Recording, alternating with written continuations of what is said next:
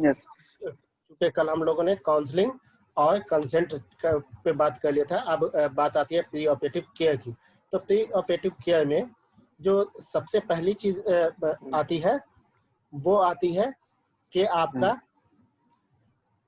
Fitness, physician से fitness,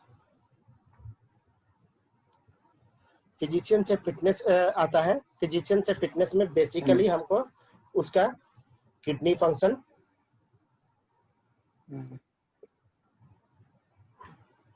cardio and respiratory, ये तीन चीजों को इवेलुएट करना होता है कि ये तीनों चीजें प्रॉपर वर्किंग है या नहीं है।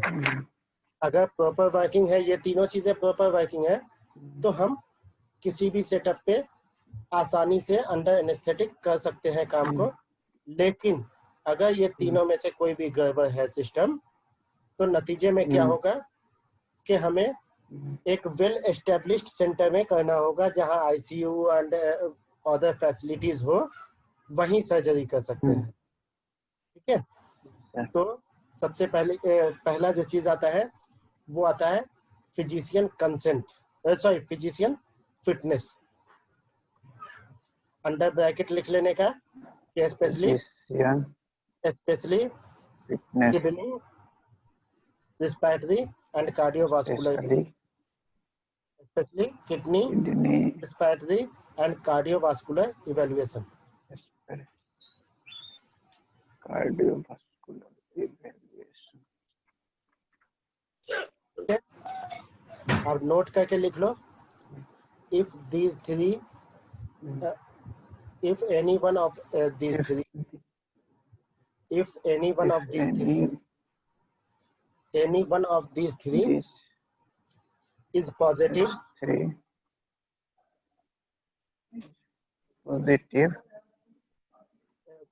positive, so patient cannot be operate in a normal center. It should be operate on a specialized center. It should be operate on a specialized. Patient cannot be operate in general center. It should general center. It should be operate on a specialized center. Specialized center.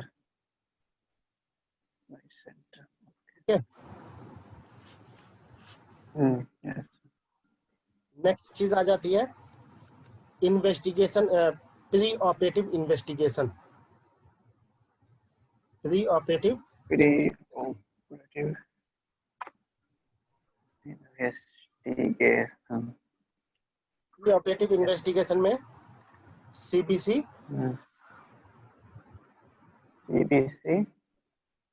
Serology, serology में क्या क्या आ जाएगा? Serology में वही electrolyte, serum electrolyte मालूंगा बहुत। Serology electrolyte होता है। Serology में HIV, HbSAg, HCV,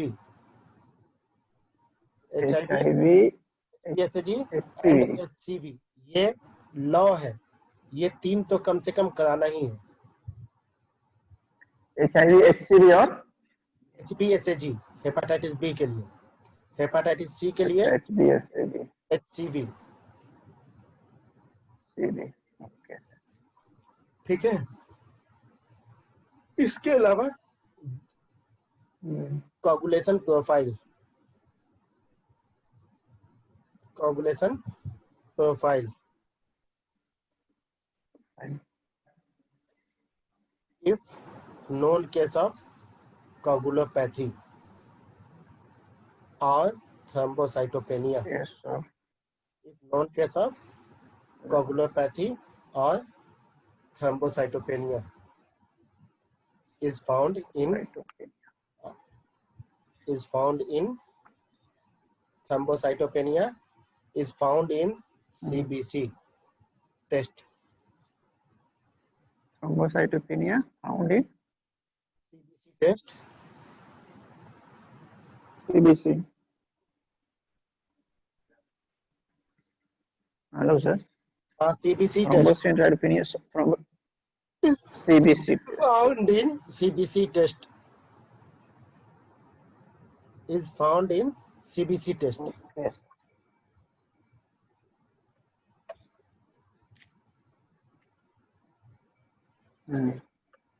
ठीक है, Okay.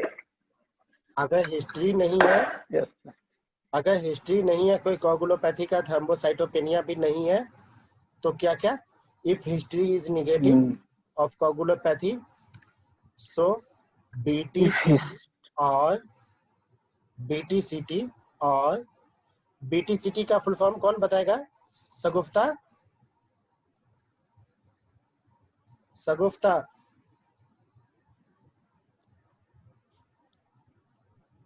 सगुफ्ता गायब है। Sorry. हाँ सर, BTCT का फुल फॉर्म क्या होता है? TCB सर, BTCT का, BTCT ब्लड थम क्लोटिंग टाइम और सर क्लोटिंग टाइम और सर हाँ, क्लॉटिंग टाइम फॉर सीटी, Bleeding time. ब्लीडिंग जी टाइम, क्लोटिंग टाइम सर और bleeding time. Bleeding time.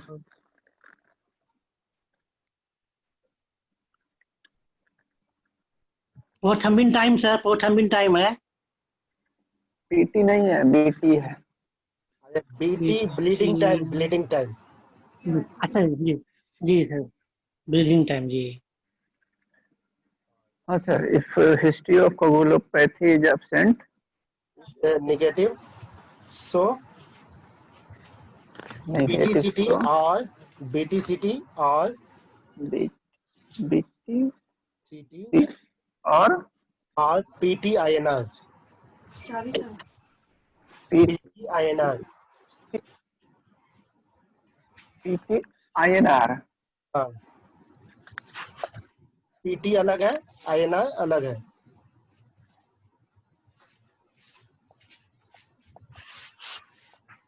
INR क्या है? International ratio of prothrombin time होता है वो, ठीक है। अच्छा, इंटरनेशनल इसके अलावा ratio blood sugar level, sugar level. Blood sugar level,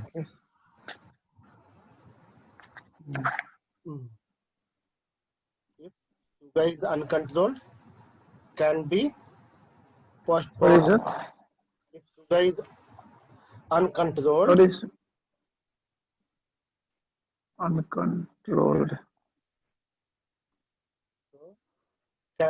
surgery can be postponed. Sugar level uncontrolled, then surgery Can be postponed. Postpone can be postponed. Okay.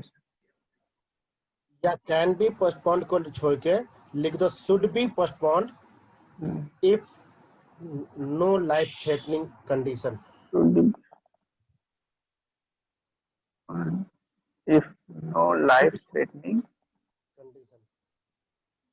condition.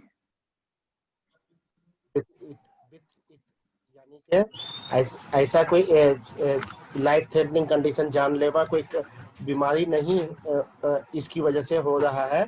Suppose करो कि किसी को कैंसर है और एकदम सेकंड के एंड पे खड़ा हुआ है, सर्वाइकल कैंसर है या फिर यूट्राइन कैंसर है, स्टेज 2 के एंड पे खड़ा हुआ है, तो क्या करना होगा भाई? सर्जरी तो प्राइमरी चीज है।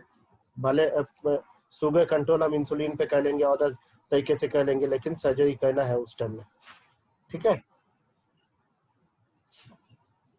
इसके अलावा kidney function test, kidney function test. Hello hello hello, मेरी आवाज आ रही है? आ रही है आवाज सर, आवाज। Yes sir, yes. हाँ सगुप्ता, जब क्वेश्चन पूछा तो गायब हो जाती हो।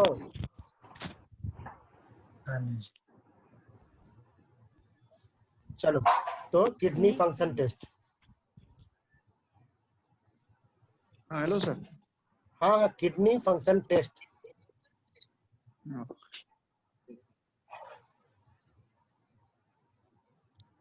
इसके अलावा liver function test, AFT, LFT, okay next. Liver function test.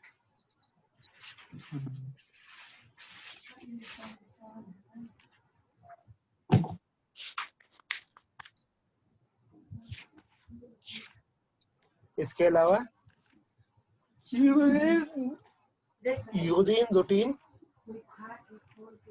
देखो ना फुल है या ये है। अगर फुल होगा तो मतलब जो है कोई ये खाया नहीं होगा बल्कि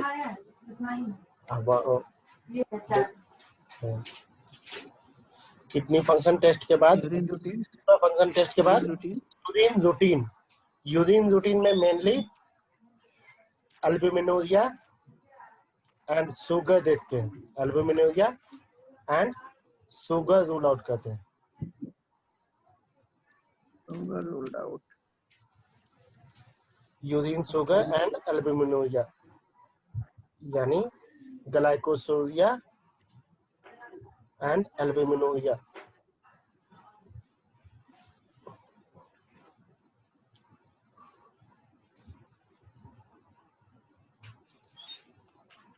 ठीक है यस सर। उसके बाद नेक्स्ट क्या हो जाएगा? नेक्स्ट हो जाएगा हमारा के ECG। ECG, electrocardiography.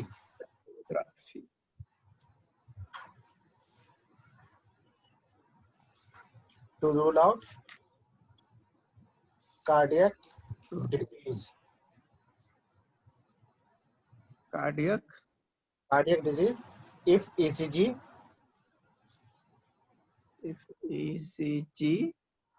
shows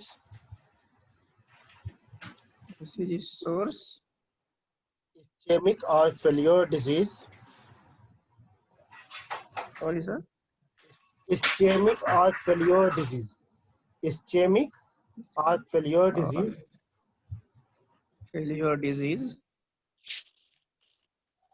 2D echocardiography should be done. 2D echocardiography should be done. ECG should be done. 2D ECG नहीं, 2D echocardiography, 2D, sorry sir, 2-dimensional 2D, echocardiography. 2D ECG done. Okay sir. ECG sir 2D में ही ना होता है generally. हाँ, ECG में 2D का होता है, उधर एक ECG सर जनरली तो 2D फॉर्म प्रेजेंटेशन है ना। इकोकार्डियोग्राफी कर रहा हूँ, इको नहीं जानता है, sonography of heart is called echocardiography. Yes sir, yes sir. हमको लगा ECG का है, मैं कंफ्यूज हो गया।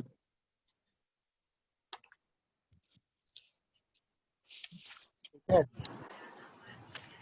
To rule out valve motion abnormality, echocardiography should be done to rule out valve motion abnormality and LVEF Valve motion abnormality and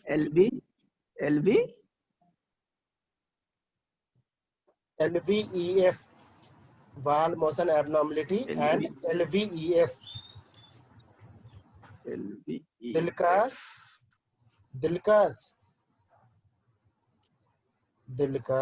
sir. Yes sir. LVEF क्या होता है?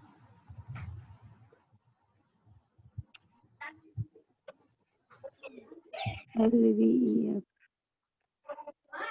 सर अभी तो आप बताए वाल्व मोशन इलेक्ट्रोग्राफी, ये क्या होता है? वाल्व मोशन इलेक्ट्रोग्राफी फिर वाल्व का तो ये सब चीजें पूछना चाहिए ना। चलो बताता हूँ। सबसे पहले LVEF का लिख लो, left ventricular ejection fraction, left ventricular ejection fraction.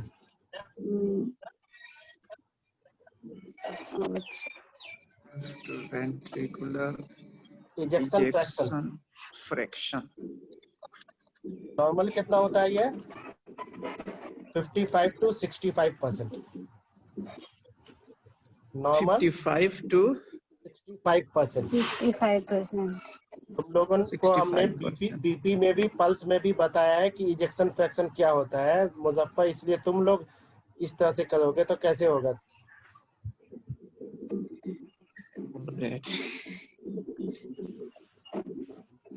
ठीक है, इजेक्शन फ्रैक्शन कहते हैं बेसिकली, चाहे वो लेफ्ट वेंट्रिकल का लीजिए आप राइट वेंट्रिकल का, में मोस्टली इंपॉर्टेंट क्या है लेफ्ट वेंट्रिकल का, क्योंकि पूरे सिस्टेमिक सर्कुलेशन इसी से होता है, इसीलिए जो है ये इंपॉर्टेंट है।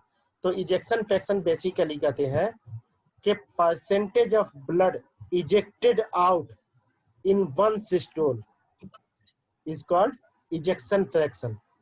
Volume of blood ejected out in one systole is called stroke volume, है ना। and percentage of Yes, blood sir. ejected out in one systole is called ejection fraction। अगर ejection fraction समझ में नहीं आया हो कि किसको कहेंगे तो ये लिख लीजिए कि एक बार में हार्ट से जितना ब्लड बाहर निकलता है एक वेंट्रिकल से, चाहे वो लेफ्ट का हो या राइट का हो, उसको परसेंटेज में जब हम चेंज करते हैं तो उसे हम इजेक्शन फ्रैक्शन कहते हैं, और वही जब उसको वॉल्यूम में चेंज करते हैं तो उसको स्ट्रोक वॉल्यूम कहते हैं। अच्छा, ठीक। क्योंकि हमारी सपोज करो लेफ्ट वेंट्रिकल की हम बात कर रहे हैं तो हमारे लेफ्ट वेंट्रिकल का नॉर्मल कंप्लीट डायस्टोल वॉल्यूम कितना होता है, अबाउट 110 to 130 ml, 110 से 130 ml हमारा ये होता है कंप्लीट डायस्टोल वॉल्यूम। जब हमारा हार्ट पूरी तौर पे फूल जाएगा, ब्लड फिल हो जाएगा, तो उस लेफ्ट वेंट्रिकल में हमारा 110 से 130 ml ब्लड होता है। लेकिन जब वो सिस्टोल होता है, कॉन्स्ट्रिक्ट करता है, तो उस टाइम में क्या होता है कि पूरा 110 या 130 ml ब्लड नहीं निकल पाता है, वो अबाउट 70 ml के आसपास निकलता है, किसी को 70 से 80 ml तक निकल सकता है। ठीक है, तो 70 से 80 ml तक जो निकलता है वही 55 से 65% बनता है। Okay okay sir. और कार्डियक आउटपुट किसको कहते हैं? Ventricle cardiac output stroke volume into heart rate. Very good. तो वही स्ट्रोक वॉल्यूम जो आया वॉल्यूम में जब कन्वर्ट करते हैं, उस वॉल्यूम को हार्ट रेट जितना है, यानी हमारा पल्स जितना है या हार्ट रेट जितना है, उससे मल्टीप्लाई कर देंगे तो हमारा कार्डियक आउटपुट हो जाएगा। कार्डियक आउटपुट कहते हैं 1 मिनट में टोटल जो खून की मात्रा लेफ्ट वेंट्रिकल से निकली पूरे शरीर के लिए, शरीर के सप्लाई देने के लिए, उसको हम कार्डियक आउटपुट कहते हैं। ओके, 1 मिनट में यस लेफ्ट वेंट्रिकल से निकली हुई अमाउंट या मकदार खून की जो पूरे शरीर को, पूरी बॉडी को, जिस्म को सप्लाई होता है, उसको हम कार्डियक आउटपुट कहते हैं। ठीक है, yes okay sir.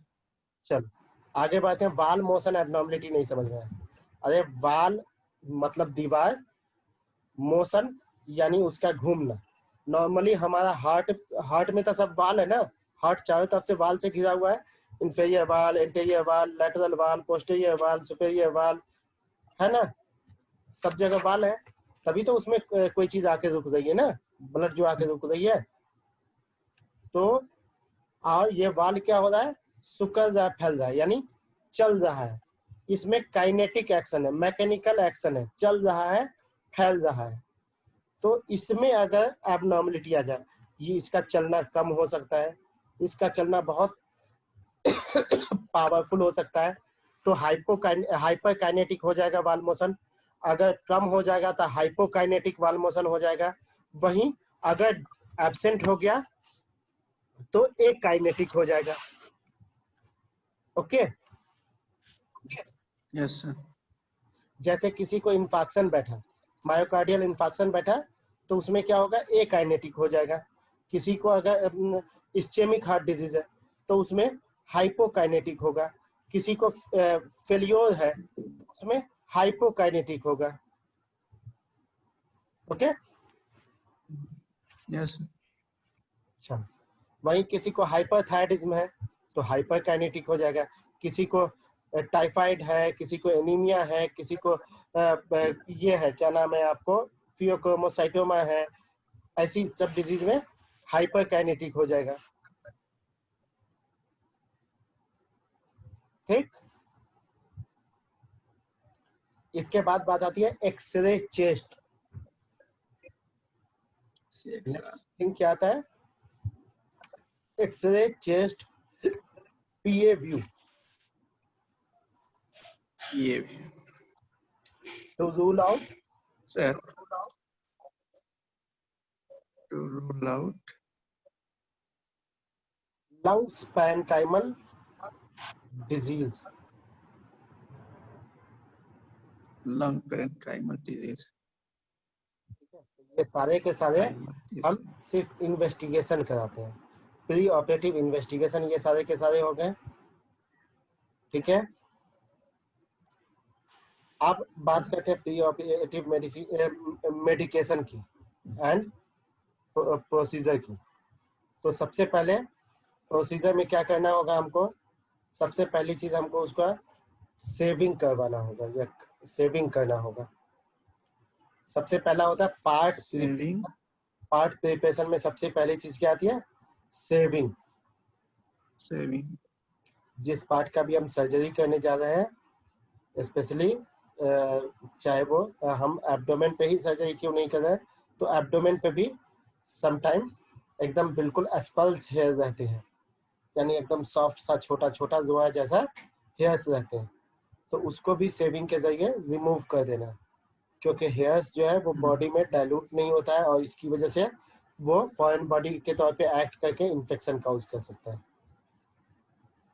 Yes sir. ठीक है, ओके सर। तो पार्ट प्रिपरेशन में सबसे पहले ये हो गया आपको सर्जरी, सॉरी सर्जरी करते सेविंग। दूसरी चीज सेविंग, यस सर। है removal of ornaments and cosmetic. Removal of ornament Cosmetic. And cosmetics.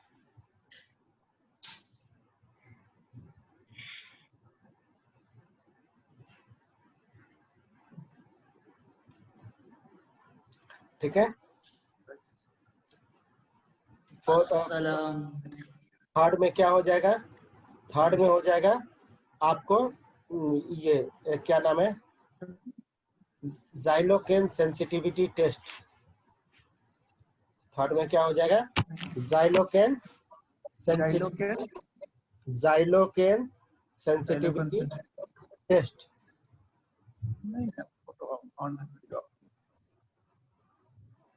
Yes sir, xylocaine sensitivity हो गया। फोर्थ में क्या हो जाएगा, proctoclysis enema. Proctoclysis enema, PC enema. क्या सर? टॉक्टोक्लाइसिस एनीमा, अच्छा, ओके। पीसी एनीमा, एनीमा देते हैं ना, एनीमा। Yes sir. ओके। हुकना किस पक्षी से आया है ये, बगुला से सर। चल, तो टॉक्टोक्लाइसिस एनीमा, इसके अलावा और क्या करना है हमें, ये changing of dress,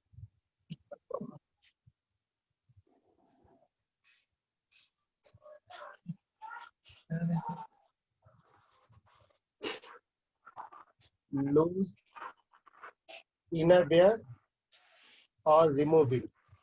loose the inner upper innerwear और अपर इनरवियर कहते हैं, लूज द इनरवियर और remove it, specially under bracket कर देना बड़ा, अंडर ब्रैकेट कर बड़ा, यानी Yes. ठीक है। Yes. तो ये हो गया। अब मरीज को हम ये सब चीज कर लेंगे तो शिफ्ट कर सकते हैं ओटी में। OT में ले जा सकते हैं। Yes. हाँ, तब जाके हम शिफ्ट कर सकते हैं ओटी में। ओटी में शिफ्ट करने से पहले हम एक बार उसका वाइटल्स एग्जामिनेशन करेंगे। वाइटल्स, हेलो एक बार हम उसका वाइटल्स एग्जामिनेशन करेंगे। हेलो हाँ हेलो हेलो हेलो, हाँ सर। कौन बोल रहा है? Hello hello hello. हाँ सर बोलिए, आवाज आ रही है सर। ओटी में शिफ्ट करने से पहले एक बार वाइटल्स एग्जामिनेशन कर लेंगे और एनेस्थेटिक को इन्फॉर्म कर देंगे। उसके बाद एनेस्थेटिक ऑर्डर करेगा तो ओटी में शिफ्ट कर सकते हैं। ठीक है, यस सर। तो आज यहीं रहने देते हैं। Yes sir. कल एनेस्थेसिया तो एक बार पढ़ा ही चुका हूँ। एनेस्थेसिया वही रहेगा, लंबा एनेस्थेसिया रहेगा, तो एनेस्थेसिया पढ़ा ही चुका हूँ, स्पाइनल एनेस्थेसिया। तो कल डायरेक्ट हम लोग प्रोसीजर के ऊपर बात करेंगे कि कैसे हिस्टेक्टोमी किया जाएगा। ओके, कल से सुबह में ही होगा, वही 9:15 बजे।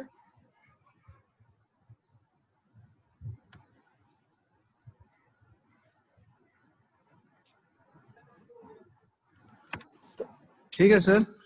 ओके, चलो, अल्लाह हाफिज। अल्लाह हाफिज।